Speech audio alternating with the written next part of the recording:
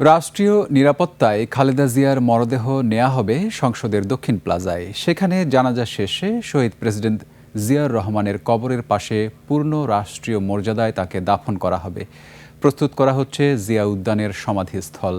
আইন শৃঙ্খলা বাহিনীর প্রায় 10,000 সদস্য নিরাপত্তায় নিয়োজিত থাকবে। রাশেদ রায়হানের রিপোর্ট। বেগম খালেদা জিয়া আপসহীন নেত্রীর প্রয়াণের খবর পেয়েই নেতাকর্মীরা ছুটে যান জিয়া উদ্যানে। বেগম জিয়ার বিদায়ের খবরে শোকস্তব্ধ নেতাকর্মীরা।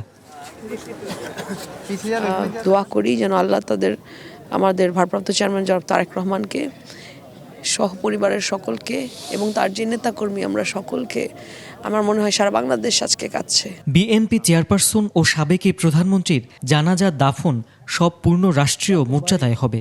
সকালে এভারকেয়ার হাসপাতাল থেকে বিশেষ নিরাপত্তা ব্যবস্থায় খালেদা জিয়ার মরদেহ নেওয়া হবে সংসদ ভবনে। সংসদে ভবনের দক্ষিণ প্লাজায় আসা পর্যন্ত ওনার দাফন এবং ওনার জানাজা সব কিছু পূর্ণ রাষ্ট্রীয় মর্যাদায় অনুষ্ঠিত হবে। আপনাদের এক্সেস থাকবে, জানাজা কভার করার পুরো এক্সেস থাকবে, বাট দাফনের সময় আমরা সেই জায়গায় এক্সেসটা আমরা সম্পূর্ণ হয়তোবা সবাইকে দেওয়া হবে।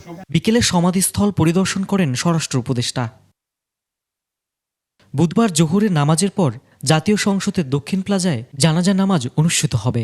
এরপর জিয়াউর রহমানের কবরের পাশে সমাহিত করা হবে আজীবন গণতন্ত্রের জন্য লড়াই করে যাওয়া এক দৃঢ় রাজনীতিকের। রাশেদ রায়হান, 21 টেলিভিশন, ঢাকা।